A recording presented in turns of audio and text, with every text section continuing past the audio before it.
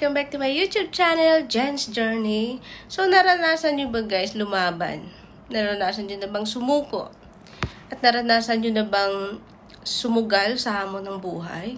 So, for today's video, samahan nyo akong tunghayan natin ang kwento ng buhay ni Kuya Michael. So, for this video guys, a full video, please watch and subscribe Daddy Donut TV. Shoutout kay Daddy Donut TV. Salamat sa pagpayag, sa pag-react sa mga vlog mo. So, ayan. So, but before that, syempre, huwag natin kalimutan suportahan Kuya Wal Santos Matubang, Kalingap Rob, Ate Edna Vlogs, and syempre sa buong team Kalingap, of course, Ruel of Malalag, Rachel Morales Vlog, Daddy Donut TV, Lorny TV, Kuya Red Noveno, Kuya Brooks, Kapromdi sa Sudarak, at sa buong team Kalingap guys, and of course sa Reactor, sa Good Vibes Reactor, syempre Wow Life, RC Supremo, RC Mix TV, Trending Pia, Miss Life, March Marasigan TV, Berlalay Stinking, Marzano TV 2.0, and syempre si Bobby TV. So, supportahan natin ang kanilang mga serye sa paraan ng ating panonood. Syempre, nakakatulong na din tayo sa ating kawa.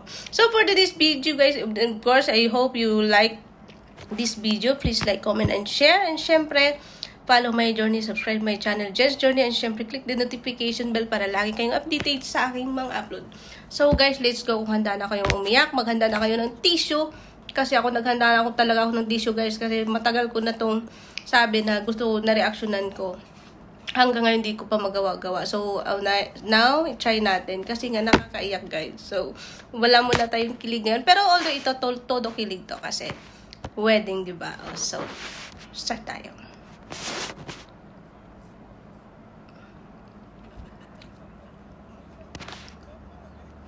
So, guys, ito yung moment na, no? Ito yung brother ni Puti. Shoutout sa'yo, Puti. So, ito yung pinaka-worst na feeling, guys, no? So, kaya nga sabi ko, naranasan nyo na bang sumugal sa bawat hamon ng yung buhay? Kasi dito, sa sitwasyon ni ate, shoutout kay ate at kay Kuya Michael. Si Kuya Michael kasi is na stroke. So, although, tapos walang trabaho si ate. Tapos may anak sila, 5 or 4. So, maybe, 4 yata. I'm not sure lang. Pero yun nga, at least, hindi pa nag-aaral pa lahat, tas walang trabaho. Ito yung pinaka-worst kasi biglang na-stroke si kuya, no? So, ang sakit isipin, napakahirap sa part ni ate, sa part ng asawa niya. So, even guys na napakahirap sa part niya, kasi walang trabaho, wala siyang trabaho. May nag-aaral. Ang pinakamahirap sa may magkasakit guys, yung wala tayong pera. Kasi kahit pa magkasakit tayo, kung may pera tayo, hindi tayo double stress. Unlike kung magkasakit tayo, wala tayong, yun ang pinakamahirap sa magkasakit na wala tayong pera. Kasi double stress yung mararamdaman mo. Double stress yung alalahanin mo. Kaya nito kay ate, patuloy muna tayo sa kasal din.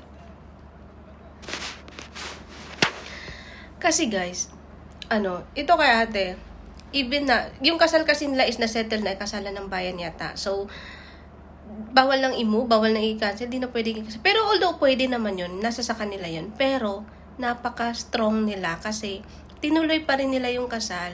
Even si kuya na may trials, si ate hindi bumitaw. Yan yung tinatawag guys, tell that do us part.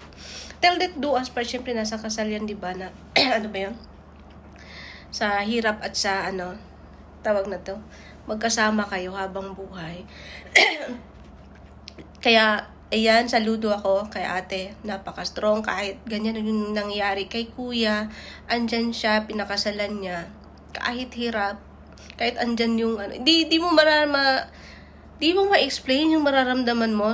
Kung andyan lang ako, siguro naiyak ako. Siguro, tears of joy na may halong, syempre nangamba ka. Syempre, pagpapakasal, yan, pinag-isipan. Diba? Buwis sumugal si ate, sumugal. Kasi para sa mga anak niya. Kasi kasi naplano na din, although okay naman yung relationship nila. Yan ang totoong nagmamahalan, no? Kahit hindi doubt kung anong sitwasyon, diba? Ang sarap isipin. Pero andyan rin yung pangamba at lungkot. Kung pagmasdan mo, imbis na magsaya ka, maiiyak ka saya, maiiyak ka sa ano mo, sa lungkot. Kasi yan nga yung situation. Pero although very congrats kay ate at kay kuya, I hope na hold on lang kayo palagi, no? Kasi bihira yung ganyan na mangyayari. Bihira, tuloy natin. Kiss to the bride! O diba? O diba, may ganun kayo? May kiss to the bride na ba kayo? Naranasan nyo na bang kiss to the bride? Sa akin guys, hindi ko naranasan, no? I never get married. English tayo. Never akong kinasal. Hindi ko naranasan. Although lahat tayong mga babae, pinangarap nating ikasal. Pero sa akin, parang, inaccept ko na wala akong ano dyan, tawag nito. Wala akong wala sa bukabularyo ko yung ikasal siguro. But I didn't say it, patapos. Kasi di natin alam yung plano ni God. No? So, ayan, tuloy tayo. Ang saya ni Kuya. Nakita niyo, ang saya ni Kuya. Yung lungkot niya, at least kahit paano sumaya siya. Diba nangyayari yung pinangarap nilang mag-asawa na maikasal? Kahit sa simple. Kahit pahirapan, ayan, big things kay Daddy Donut and of course sa mga sponsors na hindi bumitaw sa pamilyang to. No? Hanggang sa maka-recover si Kuya. So, mahabang journey pa ang pag-recover ni Kuya. No? Mahabang journey pa. So, at least may pagbabago, paunti-unti may pagbabago. Ang pinaka-importante lang dito si ate. Ang hiling ko kay ate, wag na wag siyang bumitaw. Magpaka-strong lang siya lagi. Stay lang. Kasi, dito ang pinaka-mahirap sa kay ate. Kasi sa kanya lahat yung mga yung lungkot. Sa kanya lahat yung pag-aalala. May mga bata pa. 4-5 yata yung mga bata nag-aaral. Kung ako nito, ewan. Paano ko iraraos ang bawat araw? Ang bawat pagkain sa 3 beses sa isang araw? Hindi ko alam. Siguro ako nito nagtrabaho na ako. At sabagay malalaki naman yung mga bata. Wala namang babies. Nagtrabaho na ako. Pero kailangan din ni Kuya ng mag-alaga. No? So kay ate, paka-strong lang palagi ate. Trials are not the reasons to give up. Hindi tayo bibigyan ni God ng trials kung alam ni God na hindi natin kaya. So yan, trials lang yan. I hope malagpasan natin. Sabay-sabay niyong malagpasan. Sabay-sabay nating malagpasan. Andyan yung mga sponsor. Handang magsuporta. And syempre si Daddy Donut, maraming salamat. And of course, yun nga, congrats and happy wedding. Best wishes, no? Kahit papano, naging masaya kayo at natupad niyo yung pangarap niyo na ikasal na isang buong pamilya. So, tuloy tayo. Naiiyak ako dito, guys, nung si ate na. Kasi, hindi niya mapigilan yung tumulong luha niya. Kasi nga, di ba? Naiiyak siya, syempre. Kasi, masaya, pero andyan yung pangamba. Kasi nga sa sitwasyon, kaya nga sabi ko, ayokong gawan ng reaction to. Kaya nga sabi ko, ayokong gawan ng reaction to. Kasi nga naiyak ako nung pinanood ko to. Although hindi natin naranasan ikasal, pero ramdam na ramdam ko yung lungkot ni ate. No? Ang hirap magkasakit talaga. Ang hirap magkasakit pag wala tayong pera. Totoo. Kaya niyan. Kasi kung may pera lang yan, kaya pang makarecover pa yung magka-stroke ni Kuya. Kung may pera, at stress ka man, nag-alala ka man, at least it's not about money. No, number 1 kasing kailangan yung pera. Hirap gumalaw pag walang pera. Si ate dyan, naiyak talaga ako kay ate. Kasi, nung pag-kiss niya kay Kuya, sabay tulo din yung luha niya. Diba? Ang sakit pagmasdan. Ako kasi, mababaw yung luha ko eh. Ito yung nakakaiyak na part. Ang sakit isipin, ang sakit pagmasdan. Kahit hindi natin kadugo. Kasi, kakayanin ko kaya to. Wala na eh. Sige, tuloy natin. Punta lang kayo doon. Wala akong punta kayo doon. Kung meron kami, siyempre bibigyan namin kayo. Pero naman talaga tayo. Huwag mong isipin na umaasa ka nila ngayon. Huwag mong isipin, natural na yun. Natural talaga, may ups and down ang buhay ng tao. Ngayon, nasa down ka. Diba? Nung malakas ka na. Nakakaya pag mas grabe. Ramdam ko yung yung feeling ni Kuya. Kasi, being a single mom, no? tayong mga single mom, para na din tayong ama. Tayo na rin yung ama ng mga anak natin. So, kay kuya, ramdam na ramdam ko siya. Bakit? Of course, normal sa kanya yung yung mairita. Siyempre, andyan lang siya na nakakabagot, na walang nagagawa sa buhay. Naiisip niya yung mga negative. Kasi nasasanay siyang may trabaho siya. So, andyan lang siya. Nakatunga nga, inaalagaan. Habang yung mga anak niya, kailangan din ng alaga niya. Yun ang pinakamasakit na hindi niya magagawa sa ngayon. No? Kaya nga si kuya nababagot, naiirita. Kasi normal yan, tapos dyan lang sa bahay nila. Maliit din yung bahay nila. Normal talaga yung niya, yung nagsusungit minsan. Kaya nga sabi ko kay ate, wag na wag niyang sukuan yung asawa niya. Napakaswerte ni kuya na may isang ate, ewan ko anong pangalan ni ate, may isang ate na kagaya ni ate, na handang samahan siya, no, sa ganyang trials. Hindi siya iniwan. Kasi kung ulan yan, guys, sabihin man natin o hindi, ang daming iniwan. Dahil may sakit, wala pang pera. Sa totoo lang, sa totoong buhay, marami na iniwan yung ano-anong kasi wala ng silbi. Pero si ate never niya iniwan. Never siyang nagpakita na nanghihina siya. Kasi si ate kung magpakita siya na hindi na niya kaya, na pinanghihinaan siya ng loob, si kuya din, wala din. Yun din yung mararamdaman. Ang importante makita ni kuya si ate napaka-strong. Andyan ng palagi. Ilaalagaan yung pamilya nila. Yun na lang yung nagpapastrong kay Kuya Michael ngayon. Sa totoo. Kasi siya nararamdaman yan. Trabaho ka, di ba? Hindi mo naman naiisip yan. Ngayon kasi, may sakit ka, kaya huwag ka mag-self-pity, huwag mong isipin na kaawa-awa ka na. Ang isipin mo, gumaling ka para makapagpatuloy ng buhay para sa mga anak mo. Yun ang isipin mo. Huwag mong isipin na down na down ka nga. Kasi andito pa kami. Bihira ka makakita ng lalaking umiyak. Kasi nasanay kasi siyang may trabaho. Sa bahay nila nababagot siya. Wala siyang ginagawa. Tapos number 1 inaalala, walang pera. Every time maubusan ng pagkain, may mga anak siya, may asawa siya. No? Buti na lang andyan si Daddy Donut. Yung mga sponsor, maraming salamat sa inyo. More blessed to come. I know who you are. So, very thank you. I hope hindi magsawang tumulong sa ating kapwa. Itong tinignan ko to guys, hindi ko talaga pa tinapos. Kasi nga, naiiyak na ako. Kung gaano ako kakalog, kung gaano ako kapatawang babae, ganun din kababaw yung luha ko guys. Grabe. Pag mga ganito, about pamilya na, tignan nyo si kuya, pagmasdan nyo si kuya kung gaano ka hurt yung niya, nararamdam niya, talagang umiyak siya, na andyan sa camera, andyan si Daddy Donut. Hindi niya napigil, no? Kasi, yun nga mahirap nga magkasakit, lalo na pag wala tayong pera. Ako, di baling wala akong pera, basta di lang akong magkasakit. Oo, sa totoo lang. Parang sa pusin nga natin. Handa at gustong tumulong sa inyo.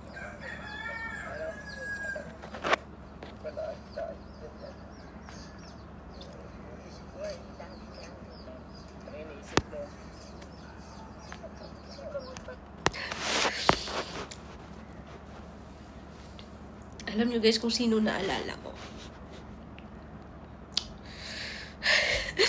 Parang ngayon tapusin eh. Walang iya.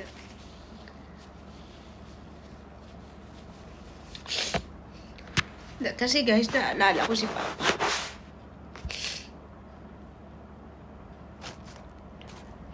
Si Papa kasi guys, may sakit siya. Pagkatulad kay Charot kita Teresan. Oo, malusog yung katawan tingnan. Pero hindi na nakapagtrabaho, matagal na. Taig pa niyang na-stroke kung tutusin. Pero andyan lang siya sa bahay. Nakapag-drive man ng motor, yung mga gawaing bahay na lang. Pero hindi siya na-stroke. May sakit siya, yung lumulubo yung paa, tsaka yung kamay. Dati pag sumusumpong yun, umiiyak si Papa hating gabi. Sinasabi kong, kaya ko lang kunin yung sakit. ginawa ko na. Kasi, hindi ka makakatulog. Nararamdaman mo yung sakit na nararamdaman ng papa mo. Ang sakit isipin na wala kang magawa. Tapos, yun nga si papa, hindi na nakapagtrabaho, matagal na eh. Nag-abroad ako, ilang taon na ba? Maybe 8 years na. 8 years na si papa nasa bahay lang. Kasi nga, lumulubo yung paa. Katulad nga kay Tata Teresa na dito lumulubo every time magtrabaho or makakain ng ano. Yan ang sakit ni papa guys. Kaya simula nun, like pa na stroke. Kasi nga, tapos, paano kami? Eh, although wala naman silang anak na kasi lahat na kami may asawa na ngayon. Pero andyan pa si mama. Kaya ngayon, buti na lang nag-decide ako ng abroad. So, yung anak ko nasa kanila. Sila yung nag-alaga. Pinabayan ko sila. Yun, ang saya ko na. Yun nga, ang hirap magkasakit na wala tayong pera. Kasi, nadaranasan ko rin. Kaya ngayon, wala nga akong pamilya, wala akong asawa. Pero, may anak ako, may magulang akong binubuhay. Na ako lang yung nakasuporta hanggang ngayon. Kaya ramdam na ramdam ko si Tata Teresa. Sobrang naintindihan kung bakit walang trabaho. Ganyan na malusog yung katawan, walang trabaho, ganito, ganyan. Sobrang naintindihan ko. Since from the start pa lang nakita ko sa camera si Tata Teresa, tumulo na yung luha ko. Kasi nga, si Papa ganun. So, ngayon si Papa, sumusumpong-sumpong man, pero yun nga, ayoko nang magsabi, bahala na silang although may gamot man. Pero yun nga, hindi yan maiwasan. So, ganito din yung nararamdaman ko kay Kuya Michael. Kasi nga, si Papa, dahil pa din yung na-stroke. Kasi nga, buti nga si Papa, wala na kami magkapatid na maliit. Lahat na kami may asawa na. Eto kay Kuya Michael, is maliit pa. Kailangan pa niyang magsikap talaga kasi nag-aaral pa. Kami may asawa na, yung anak ko na lang yung maliit. Kaya sobrang relate ako kasi sa mga ganito, kasi naranasan ko rin. Yung maririnig mo yung papa mo na umiiyak sa sakit. One time kasi noon, basta lumubo yung dito niya. Although mawawala man siya guys pag may gamot. Pero magtitiis ng ilang linggo. Magtitiis sa sakit si papa, grabe. Yung mararamdaman mo na umiiyak sa sakit, tapos wala kang magawa kasi kahit may gamot, hindi mawawala agad-agad yung sakit. Yung iiyak talaga. Yung umiiyak talaga si Papa sa sakit. Kaya sabi ko, mag-abroad na ako kasi ayokong makita. Nahihirapan, nasasaktan. Unlike kung nasa abroad ako, at least makasupport ako pera, pangangailangan nila. Diba, mabawasan yung problema. So, dito kay Kuya Michael, kay ate, yun nga, big things kasi maraming sponsor. May mga sponsor na walang sawang tumulong, at least kahit papano. So, tuloy tayo guys, napayak tuloy ako. Kaya yung umiyak.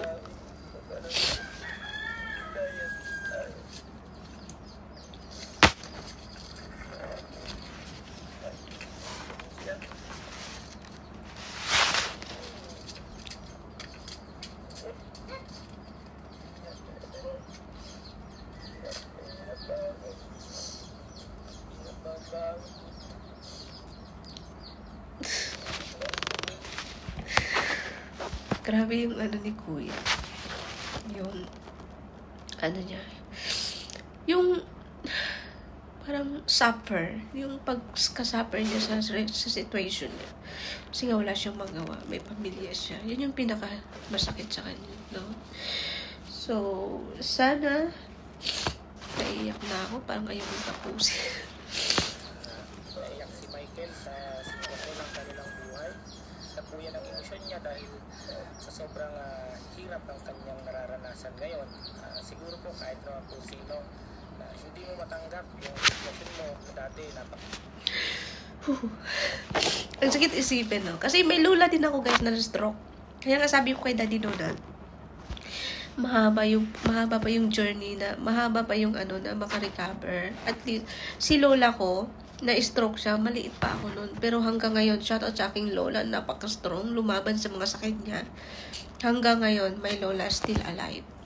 Kasi bakit? Lahat ng sakit meron siya eh. High blood, sakit sa puso, na-stroke sa high blood. Ngayon, may ulcer pa. Ang dami. Pero grabe rin yung lola ko kung mag-ingat sa sakit niya. Kung paano niya nilabanan. As in, nagkasakit yun, na-stroke yun, maliit pa. Maliit pa talaga ako, elementary pa ako. Ganito din, hindi siya makagalaw. Pero hindi siya makapagsalita nun. Pero naka-recover si lola. Since noon, hindi na siya inatake. Pero yun nga, todo ingat. Kaya nga sabi ko, sa ganitong situation ni kuya, makaka-recover pa to. Kasi ano pa naman to. Mahal, nakakagalaw man siya, nakakapagsalita na konti. Kaya ng lola ko. Pero mahabang ano pa, kailangan ng suporta talaga. So, tuloy tayo. Ikaw yung naghahanap buhay sa pamilya. Grabe si ate. Bigay ng pangangailangan sa pamilya ng pagbilang. Ito nga po. Ewan ko kung ako mag-charity, mag-interview ng mga ganito. Ang hirap. Tapos yun guys, so ayan o kay ate. So palagi lang ate, stay strong. And syempre, manalig lang sa Diyos palagi. Huwag kalimutang ipagdasal ang lahat ng ating mga pangangailangan at magpasalamat. No, kasi trials is also a blessing guys, no? Hindi tayo bibigyan ng trials kung hindi natin kaya. So ate, magpakatatag. And syempre kay kuya, maraming salamat kasi as of ayan guys, so to you ate, magpakatatag lang palagi. Huwag mawalan ng pag-asa. At syempre kung panghinaan man ng loob, iyak, punas luha, at bangon ulit, laban ulit para sa mga anak mo. At sa pamilya mo, sa asawa mo. Kasi sa ngayon, ikaw yung lakas nila. So andyan ang Panginoon na handang malalay sa iyo. Huwag ka lang makalimot, kumapit at tumawag sa Panginoon.